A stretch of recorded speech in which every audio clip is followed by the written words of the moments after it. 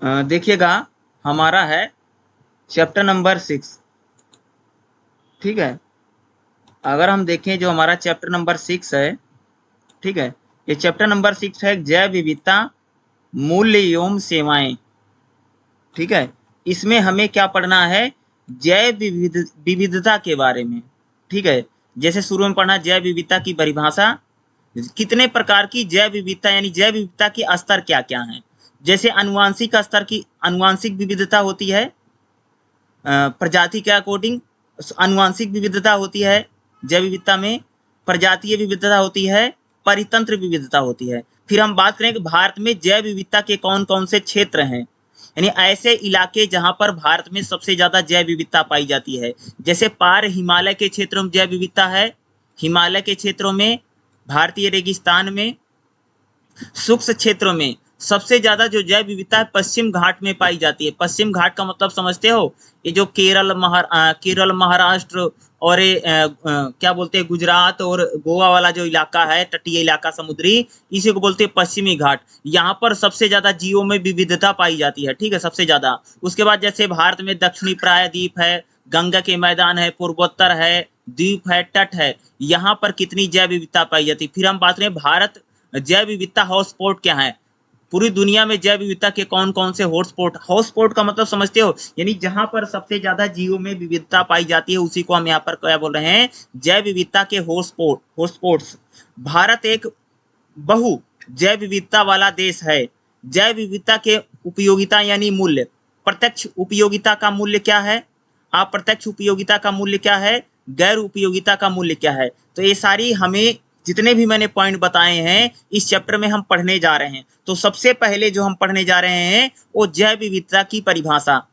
आखिर ये जैव विविधता होती क्या है, सबसे पहले हम इस चीज को देखेंगे। तो देखिएगा, जैव विविधता एक जीवित प्रकृति में विविधता है, यानी करें कि जीवित प्रकृति में, जीवों में, जंतुओं में, पेड़ों में, यानी जो जीवित प्रकृति है, यानी जितना हमें नेचर दिखाई पड़ता है, जिनको हम जीवित प्रकृति मानते हैं, उनमें जो विविधता है, ठीक है, विविधता के केंद्र में वस्तुओं के विभिन्न प्रकार शामिल है। जैसे प्रजातियां, जैसे अलग अलग प्रजातियां, विविधता तो वही है ना।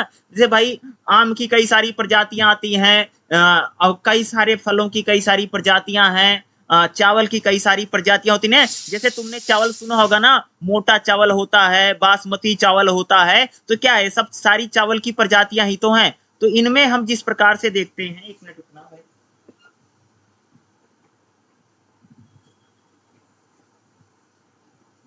ठीक है। तो एक क्या होती है, विविधता होती है, यानी जीवित प्रकृति में विविधता है, जैसे किसी प्रजाति में। जबकि जैव विविधता को परिभाषित करना, जैव विविधता का मापन इतना सरल नहीं, यानी जैव विविधता को परिभाषित करना क्या है, इतना सरल नहीं है। 1992 में पृथ्वी सम्मेलन में 1992 में क्या होता है, 1992 1992 में क्या हुआ था, पृथ्वी सम्मेलन हुआ था।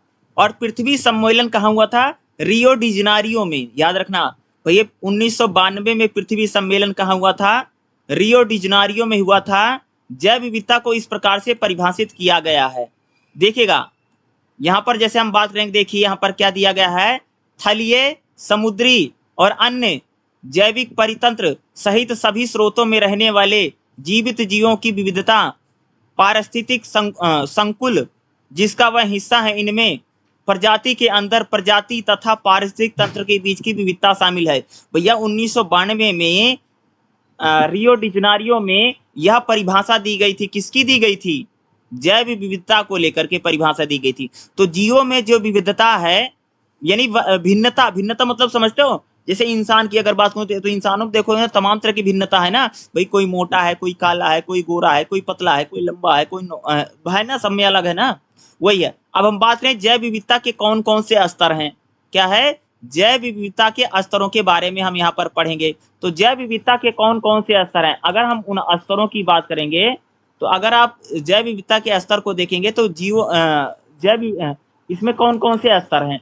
तो अगर मैं स्तरों की बात करूं तो जैव विविधता के 3 स्तर हैं। कितने स्तर हैं, जैव विविधता के अगर आप देखेंगे मोटे तौर से, तो इसके 3 स्तर हमें देखने को मिलते हैं जैव विविधता के। देखिएगा, विविधता 3 स्तर हैं, आनुवांशिक, प्रजाति और पारिस्थितिक तंत्र।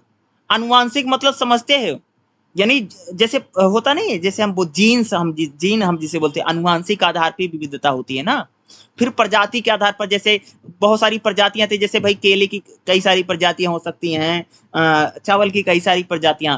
फिर पारिस्थितिक तंत्र, यानी 3 प्रकार की विविधता होती है: अनुवांशिक विविधता, प्रजाति विविधता, पारिस्थितिक तंत्र विविधता। विविधता प्रभावी तौर पर इन 3 स्तरों पर अलग नहीं किया जा सकता। इनमें से प्रत्येक महत्वपूर्ण है, यानी 3 बहुत इंपॉर्टेंट है, विविधता के 3 स्तर हैं जो अंतर क्रियात्मक हैं और एक दूसरे पर प्रभाव डालते हैं। एक स्तर पर एक बदलाव के अन्य स्तरों में बदलाव होता है। सबसे पहले हम लोग पढ़ेंगे, यहाँ पर देखिएगा क्या है, अनुवांशिक विविधता क्या होती है। कौन क्या भैया, अनुवांशिक विविधता क्या होती है? अनुवांशिक विविधता अनुवांशिक विविधता की मूल मुद्रा है। ये सबसे बड़ी जो विविधता आती है वो अनुवांशिक होती है, जीन्स को लेकर के होती है ना विविधता, जो भिन्नता आती है जीन में जो है उसको मूल है, जो भिन्नता के लिए जिम्मेदार है। ये सबसे ज्यादा विविधता यानी भिन्नता के लिए सबसे ज्यादा जिम्मेदार कौन है? अनुवांशिक विविधता। ठीक है, अनुवांशिक सूचना बुनियादी इकाई की यह विविधता है जो प्रजाति के अंदर पीढ़ी दर पीढ़ी से आगे से आती है। नहीं, पीढ़ी दर पीढ़ी जो विविधता होती है ना, होता नहीं, पीढ़ी दर पीढ़ी जो चीजें चलती हैं, इसकी विविधता। एक ही प्रजाति की विभिन्न किस्में होती नहीं, जैसे प्रजातियों में, जैसे आम और धान की विभिन्न किस्में जातियों में अनुवांशिक विविधता के उदाहरण हैं। भाई कहने का मतलब अनुवांशिक विविधता क्या, जैसे आम की बहुत सारी किस्म आती है, तमाम तरह के आम है, जैसे लंगड़ा आम है, चौसा आम है, और बहुत सारा होता नहीं है।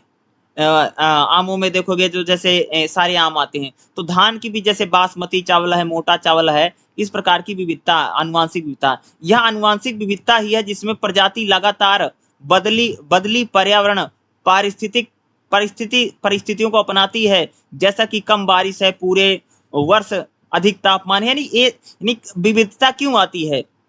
विविधता आने का कारण क्या? अनुवांशिक विविधता भैया क्यों आती है? जैसे कहीं पर कम बारिश हो रही है, कहीं पर तापमान बहुत गर्म है, तो ये सारे कारण है जिससे क्या होती है, अनुवांशिक विविधता हमें देखने को मिलती है। अगला है प्रजातीय विविधता। क्या है? प्रजातीय विविधता।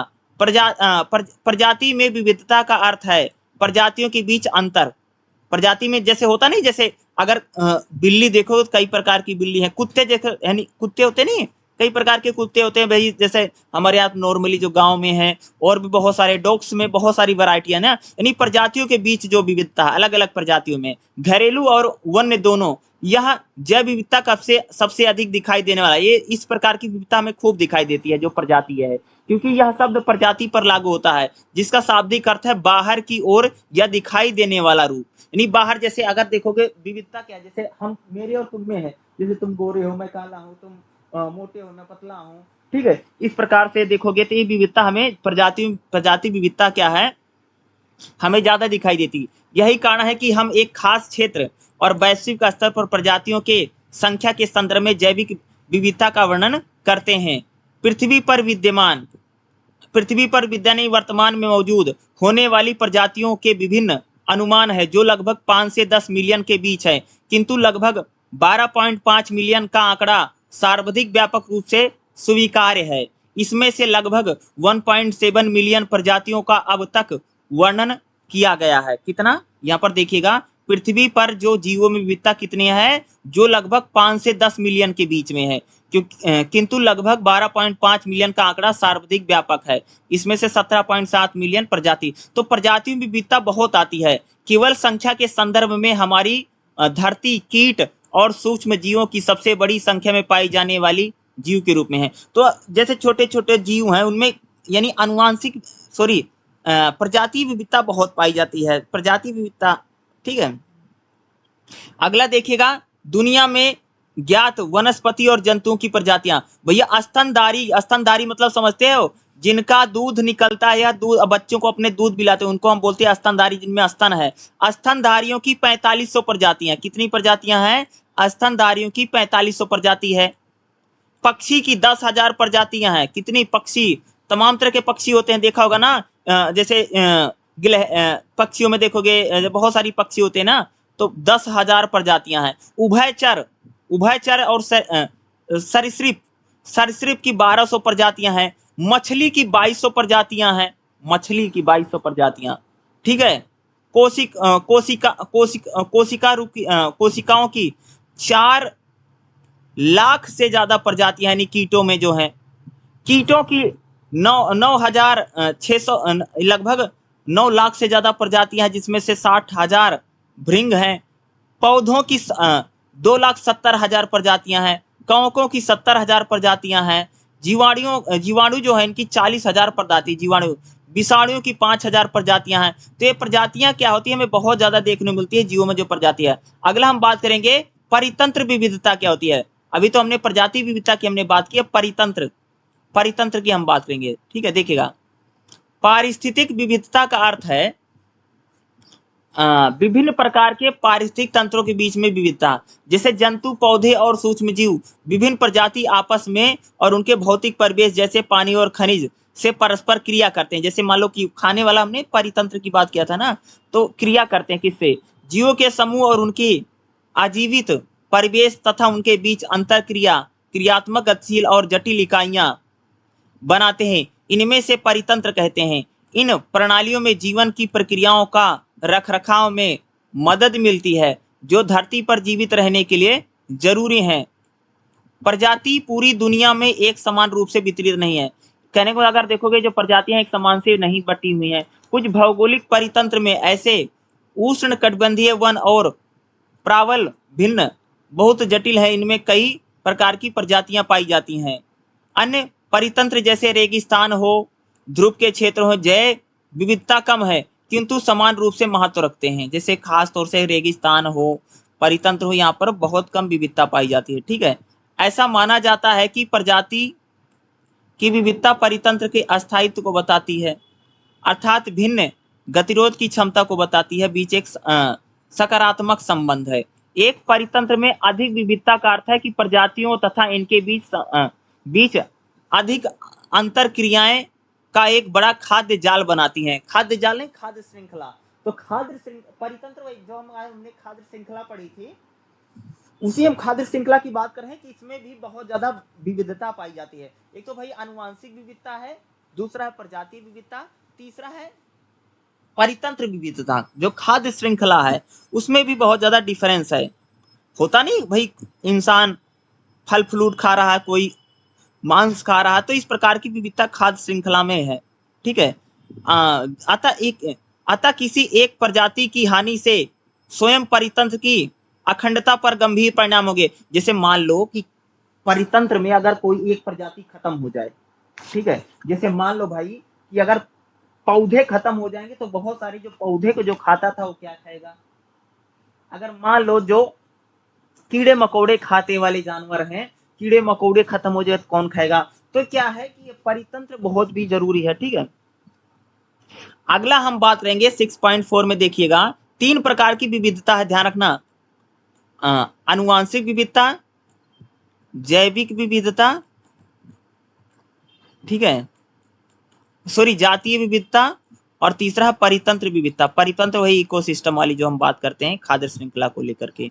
भारत में जैव विविधता के क्षेत्र और इसकी जैविक विविधता, देश में 10 जैव विविधता, यानी भारत को 10 जैव विविधता के क्षेत्रों में बांटा गया। एग्जाम में क्वेश्चन आता है, बहुत इंपॉर्टेंट है। यानी देश को 10 जैव भौगोलिक क्षेत्र में बांटा गया। नहीं, भारत को कितने क्षेत्रों में, भौगोलिक क्षेत्र में बांटा गया हमने, टोटल 10 क्षेत्रों में बांटा है। 10 इलाके भौगोलिक क्षेत्र हैं। कौन कौन से, पार हिमालय 2 हो गया, भारतीय रेगिस्तान 3, अर्ध शुष्क पश्चिमी घाट, प्रायद्वीप भारत, गंगा के मैदान पूर्वोत्तर भारत, द्वीप और तट। यानी ये 10 हैं। ये 10 भौगोलिक क्षेत्रों में हमारे देश को बांटा गया। कितने भौगोलिक क्षेत्रों में, 10 भौगोलिक क्षेत्रों में भारत को बांटा गया है। ठीक है, 10 भौगोलिक क्षेत्रों में हमने क्या किया, इसको बांट रखा है। ठीक है, ये 10 भौगोलिक क्षेत्र में कौन कौन से, मैं दोबारा पढ़ देता हूं। पार हिमालय, भारतीय रेगिस्तान, अर्ध शुष्क पश्चिमी घाट, दक्षिणी प्रायद्वीप, गंगा के मैदान, पूर्वोत्तर भारत, द्वीप और तट। यह वर्गीकरण रोजर और पमार द्वारा भारतीय वन्यजीव संस्थान में किया गया था 1988 में। कब किया गया था? ये 10 भौगोलिक क्षेत्रों में कब बांटा गया था? 1988 में। किसने बांटा था भैया? रोजर और पमार। किसने बांटा था? दो भारतीय थे, रोजर और पमार ने भारतीय वन्य जीव संस्थान में इसको 10 भौगोलिक क्षेत्रों में भारत को बांटा था। कब? 1988 में, 1988। इसका अधिकांश पालन किया जाता है। ये जैव भौगोलिक क्षेत्र क्या है? ये जैव प्रमुख प्रजातियां समूह का प्रतिनिधित्व करते हैं। इसके अलावा इसमें से प्रत्येक क्षेत्र में भौतिक, जलवायु और ऐतिहासिक पारिस्थितिक एक विशेष सेट दर्शाता है। हिमालय और गंगा के मैदान दो आपस के क्षेत्रों के उदाहरण हैं, किंतु ये आपस में बिल्कुल अलग हैं। देखो कह रहे हैं कि अगर आप देखेंगे उदाहरण के लिए जो गंगा, हिमालय और गंगा के मैदान है, ये आपस में दोनों आपस के क्षेत्रों के उदाहरण, किंतु ये बिल्कुल अलग है। तो भारत को ये याद रखना 10 भौगोलिक क्षेत्रों में बांट रखा है, ये बहुत इंपॉर्टेंट है, 10 का पता होना चाहिए। ठीक है, एग्जाम में इस चैप्टर से क्वेश्चन आते हैं। सबसे पहले हम जो भौगोलिक क्षेत्र पढ़ने जा रहे हैं, क्षेत्र नंबर 1, पार हिमालय। पार हिमालय को ट्रांस हिमालय भी बोला जाता है। क्या बोला जाता है? पार हिमालय को ट्रांस हिमालय भी बोला जाता है। अब देखो यहाँ पर स्थानीय प्रजातियां कौन कौन सी हैं। प्रजाति जो किसी विशिष्ट क्षेत्र में पाई जाती है, जैसे इंडिका यानी नीम, जो भारतीय उपमहाद्वीप के क्षेत्र में स्थानिक है। नीम जो है एरो एजेडिक्स इंडिका यानी नीम, जो भारतीय उपमहाद्वीप में स्थानिक है। और यानी पार हिमालय की हम प्रजातियों को पढ़े, यानी ट्रांस हिमालय इसको बोला जाता है। संकटपन्न प्रजातियां। ठीक है, संकटपन्न प्रजाति का मतलब एक प्रजाति तब संकटपन्न होती है जब उसकी संख्या इतनी कम हो कि उसका पर्यावास इतना छोटा हो कि यदि उसे पर्याप्त सुरक्षा प्रदान न की जाए तो वह विलुप्त हो जाएगी। तो भैया ट्रांस पार हिमालय में जो नीम है, ये वहां की स्थानीय प्रजाति है। और संकट उत्पन्न प्रजातियां यानी पार हिमालय में देखोगे तो जैव विविधता का क्षेत्र है, भौगोलिक क्षेत्र है, वहां पर ऐसे कुछ प्रजातियां हैं जिन पर क्या एक प्रकार का संकट है। इस संकट है कि अगर उनको सरकार की तरफ से अगर सुरक्षा प्रदान नहीं की जाएगी तो खत्म हो जाएंगी, विलुप्त हो जाएंगी। इस क्षेत्र का क्षेत्रफल लगभग 1,86,200 वर्ग मील है। कितना है? पार हिमालय का क्षेत्रफल कितना है? 1,86,200 वर्ग मील है। इसमें मुख्य रूप से लद्दाख और लहू स्पीति आते हैं। कौन सा इलाका आता है? ट्रांस हिमालय यानी पार हिमालय का इलाका कहाँ पर है? इसमें लद्दाख और लाहू स्पीति आते हैं। यह क्षेत्र भारत के अंदर के क्षेत्रफल में कहीं अधिक व्यापक है। ये भारत के जो क्षेत्रफल है उससे बहुत व्यापक है। यह स्थलाकृति को विचार में लेकर के यह क्षेत्रफल लगभग 2.6 मिलियन वर्ग किलोमीटर हो जाता है। औसत समुद्र तल से ऊंचाई यानी इसकी समुद्र तल से ऊंचाई कितनी है? ट्रांस हिमालय की, पार हिमालय की 45, ठीक है, 4500 से लेकर के 6000 के बीच है। अब हम बात करेंगे पार हिमालय के क्षेत्र में वन्यजीव कौन कौन से हैं। ये जो पार हिमालय है यहाँ पर कौन कौन से वन्यजीव पाए जाते हैं? अगर हम वन्यजीवों की बात करें, यह क्षेत्र अत्यंत भृंग पारितंत्र दर्शाता है, क्योंकि यहाँ की जलवायु पारिस्थितिक कठोर है और यहाँ की स्थलाकृति उपयुक्त नहीं है। लद्दाख और लहू स्पीति की वनस्पति अधिकांशतः कहीं कहीं बिखरे हुए एल्पाइन स्टोपी हैं। इसके अलावा यहाँ कई स्थानिक प्रजातियां भी पाई जाती हैं, यानी कई सारी स्थानीय प्रजातियां भी यहाँ पर पाई जाती हैं। भारत के अंदर यह क्षेत्र पाकिस्तान और तिब्बत के साथ मिलकर की दुनिया का सबसे बड़ा भेड़ों और बकरियों के समुदाय का निवास करता है। सबसे ज्यादा भैया यहाँ पर ट्रांस हिमालय कौन सी प्रजाति है? भेड़ और बकरियों के समुदाय का निवास है। यहाँ भेड़ों की 8 विशिष्ट प्रजातियां, भेड़ों की कितनी प्रजातियां हैं? 8 से ज्यादा प्रजातियां हैं। उन प्रजातियां पाई जाती हैं। आगे देखिएगा, चपटे पठार में विशिष्ट चराने वाले समुदाय पाए जाते हैं। जो पठारों में जो जानवर चराते नहीं वो लोग पाए जाते हैं। जो जंगली याक, तिब्बती खच्चर, तिब्बती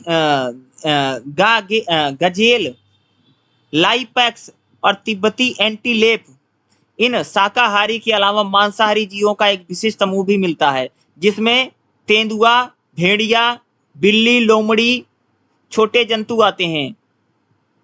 ठीक है, जैसा कि बार ब्लेड, पोलकैट, पिंक और मोरमेट।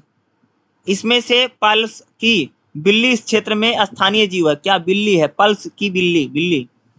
यहाँ की झील और दलदली क्षेत्रों में किसी विशेष प्रकार के पक्षी पाए जाते हैं, जिसमें काली गर्दन वाले सुंदर सारस शामिल है। कौन सा पक्षी पाया जाता है भैया? यहाँ पर सुंदर काली गर्दन वाले सारस पाए जाते हैं, जो एक विशेष प्रवासी पक्षी। प्रवासी पक्षी का मतलब होता कि जो यहाँ पर भैया उड़ करके आता है। पार हिमालय यानी ट्रांस हिमालय की हम बात कर रहे हैं, ठीक है। पार हिमालय और ट्रांस हिमालय को पढ़ रहे हैं, ठीक है, जो एक विशेष प्रवासी पक्षी है, ठीक है।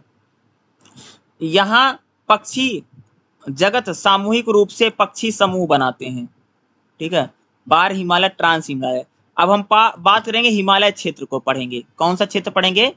हिमालय क्षेत्र को। भारत की हिमालय पर्वत श्रृंखला पूरब से पश्चिम तक लगभग 2000 किलोमीटर तक फैला है, यानी पूरब से पश्चिम तक जो हिमालय पर्वतीय इलाका, उसकी बात करेंगे। भारत देखोगा हिमालय क्षेत्र का वन्य जीव क्या है? हिमालय के क्षेत्र में प्रवास और प्रजाति विविधता के संदर्भ में भरपूर जीव जंतु पाए जाते हैं। हिमालय के क्षेत्र में देखोगे तो यहाँ पर भरपूर जीव जंतु पाए जाते हैं। आइए सबसे पहले हम हिमालय के तंतु और देशांतरीय पारस में पाए जाने वाले जीवन पर प्रकाश डालें। अब देखिएगा, निचला उपोष्ण कटिबंधीय तलहटी, यहाँ मिले जुले पर्णपाती समुदाय के साथ चीड़, पाइपेन और बैन याक के पेड़ पाए जाते हैं। चीड़ के पेड़ और बैन ओक के पेड़ पाए जाते हैं। कहाँ पर? निचली उपोष्ण कटिबंधीय तलहटी में पाए जाते हैं, ठीक है। शीतोष्ण क्षेत्र क्या है? शीतोष्ण क्षेत्र में देखिएगा, ये 3500 किलोमीटर के नीचे पाए जाते हैं। इस क्षेत्र में मिली जुली वनस्पति के साथ मैपेल के जंगल, जहां पर अखरोट, मोरू, ओक और ब्लू पाइन स्पीस जैसे शंकुधारी वृक्ष पाए जाते हैं। शीतोष्ण कटिबंधीय में कौन कौन से भैया वन पाए जाते हैं? शंकुधारी वृक्ष पाए जाते हैं। कैसे? शंकुधारी, याद रखना। उप एल्पाइन क्षेत्र, उप एल्पाइन क्षेत्र क्या है? इस क्षेत्र में वृक्ष की अन्य और गुल्म की प्रजातियां पाई जाती हैं। यह कई प्रकार की जड़ी बूटियों के साथ घास के मैदान फैले हुए हैं। यहाँ पर घास के मैदान ज्यादा, कहाँ पर? उप उल्पाइन क्षेत्र में। अगला हमारा है पश्चिमी क्षेत्र में। यहाँ देवदार और नील पाइन के वृक्ष होते हैं। यह अपेक्षाकृत सूखा इलाका। कौन सा? पश्चिम का जो इलाका है, यहाँ पर क्या मिलता भैया? देवदार के देवदार मिलता है और नीले पाइन मिलता है। मध्य क्षेत्र में क्या है? मध्य क्षेत्र, यहाँ बड़े शाकाहारी जंतु की संख्या कम देखी जाती है। मध्य भारत में अगर आप देखेंगे तो यहाँ मध्य क्षेत्र में, तो यहाँ पर शाकाहारी जंतु की संख्या कम देखी जाती है। यहाँ आई बॉक्स, हुगल की संख्या बहुत कम है। पूर्वी क्षेत्रों की अगर मैं बात करूं, यहाँ पर मिस्मी टिकोन एक शाकाहारी जंतु पाया जाता है। इस इलाके में ऊंचे पेड़ों की कतारें पाई जाती हैं। अधिक ऊंचाई पर रहने वाले जंगली जानवर को ऊंचाई पर रहने की सुविधा मिलती है। अगला हमारा जो इलाका है वो क्या है? भारतीय रेगिस्तान। क्या पढ़ेंगे? भारतीय रेगिस्तान का इलाका क्या है? यह क्षेत्र भारत के पश्चिम दिशा में स्थित है। पश्चिम यानी राजस्थान। इसे थार मरुस्थल के नाम से भी जाना जाता है। यह गुजरात और पश्चिमी राजस्थान को घेरता। कहां पर? गुजरात और पश्चिमी रेगिस्तान, पंजाब और हरियाणा के हिस्से में एक समय इस रेगिस्तान का हिस्सा था। यानी पंजाब हरियाणा भी ये रेगिस्तान फैले होता है, किंतु सिंचाई के साथ खेती के कारण परिस्थिति बदल गई। अब जो ये भारतीय रेगिस्तान है, ज्यादातर ये राजस्थान में है, ठीक है।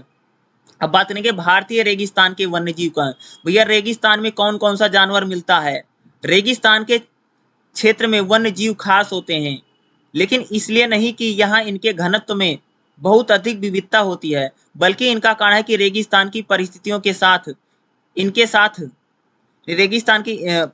साथ अति असाधारण रूप से होने वाले पारिस्थितिक बदलाव हैं। इनमें से कई प्रजातियां थार रेगिस्तान की स्थानिक प्रजातियां होती हैं।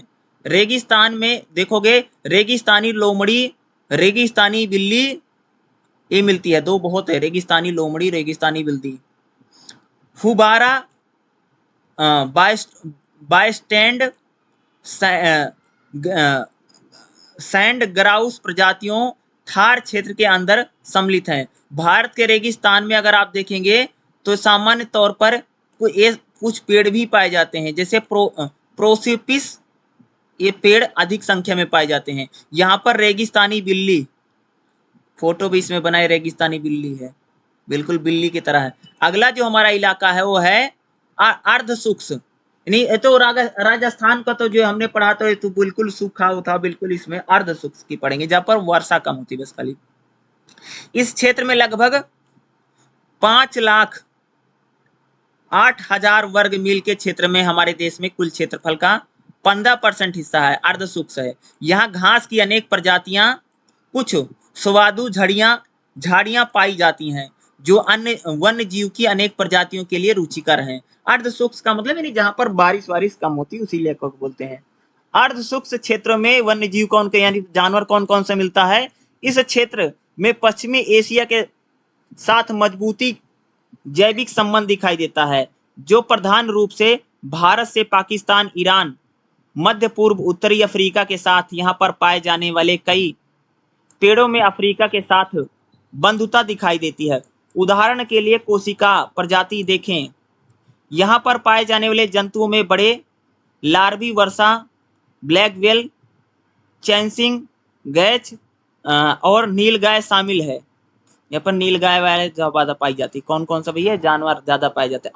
अर्ध शुष्क क्षेत्रों में जहाँ पर पानी कम बरसता है। अगला जो हमारा इलाका है देखिएगा क्या है, 5वां पश्चिमी घाट। सबसे ज्यादा यहाँ पर जैव विविधता का पश्चिमी घाट, वही मैंने आपको बताया ना कि जो हमारा केरल, तमिलनाडु, केरल हो, गोवा हो, महाराष्ट्र हो, गुजरात हो, यहाँ का जो समुद्री इलाका उसी को पश्चिमी घाट बोलते हैं। पश्चिमी घाट भारत के प्रमुख उष्ण कटिबंधीय सदाबहार वन क्षेत्रों का प्रतिनिधित्व करते हैं। यहाँ पर कौन सा वन पाया जाता है पश्चिमी घाट पर? उष्ण कटिबंधीय सदाबहार वन क्षेत्र। पश्चिमी घाट का कुल क्षेत्रफल लगभग 1,60,000 कितना 1,60,000 वर्ग मील है। पश्चिम में इस क्षेत्र को तट घेरे हुए समुद्री तटीय इलाका है और पूरब में इसकी सीमा दक्षिण प्रायद्वीप क्षेत्र से जुड़ती है। इस उष्ण कटिबंधीय सदाबहार वन से इस परावर्ती क्षेत्र में कुल क्षेत्रफल का लगभग 1/3 हिस्सा ढका है। हाल के कुछ वर्षों में इस क्षेत्र में वनावरण काफी हद तक कम हो गया, यानी जंगल धीरे धीरे कटाई हो रही, कम हो रहे। इस क्षेत्र को लेकर के संरक्षण की चिंताएं बढ़ गई हैं। इसका कारण यह है कि असाधारण जैविक समृद्धि है। भारत में स्थानिक वनस्पति का लगभग 2/3 हिस्सा इस क्षेत्र में शामिल है, जबकि कई प्रजातियों की संभवता का दोहन तो अभी तो करना शेष है। विविधता का जैविक समुदाय को आश्रय देने के अलावा इस क्षेत्रों में जंगल चक्र को रखरखाव भी महत्वपूर्ण हो जाता है। अगला देखिएगा, पश्चिमी घाटों में खास पाई जाने वाली प्रजातियों में शामिल हैं, जैसे प्राइमेट। यहाँ पर पश्चिमी घाटों में क्या मिलती है? प्राइमेट में क्या, जैसे नीलगिरी के लंगूर मिलता है, सिंह पूंछ वानर यहाँ पर मिलता है खूब ज्यादा, ठीक है, ये सारे जानवर खूब मिलते। गिलहरी, ठीक है, राट्रुफ इंडिका की कई प्रजातियां, जैसे महाराष्ट्र, मैसूर, मालाबार, तमिलनाडु के तटों में अलग रूप से पाई जाती हैं। गिलहरी तमिलनाडु के जंगलों में सूखे स्थानों तक सीमित। मांसाहारी भी यहाँ पर पाए जाते हैं दक्षिणी सदाबहार जंगलों में, मालाबार में सिल्वेट, उत्तरी पर्णपाती जंगलों में लाल धब्बे वाली बिल्लियां, खुरदार, नीलगिरी में अगस्त्यमल पर्वत घास के मैदान नीलगिरी, धनवेश में देखोगे मालाबार में ग्रह धनवेश है। तो देखोगे यहाँ पर प्रजातियों में जैसे बाघ मिलता है यहाँ पर खूब ज्यादा भाई, बाघ, तेंदुआ, ढोले, यहाँ पर भालू, भारतीय हाथी, ये सारे बहुत मिलते हैं, ठीक है।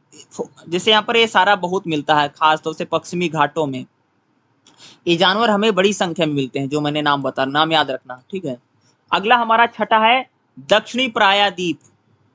प्रायद्वीप की बात करेंगे। इस क्षेत्र में भारत का सबसे बड़ा क्षेत्रफल शामिल है, जो कुल भूमि का लगभग 43%। प्रायद्वीप भारत की बात करेंगे, यानी मिड के जो इलाके उनकी देखेंगे, लगभग इसका क्षेत्रफल अगर आप देखेंगे तो इसका क्षेत्रफल जो रहेगा 1,04,21,000 वर्ग मील है।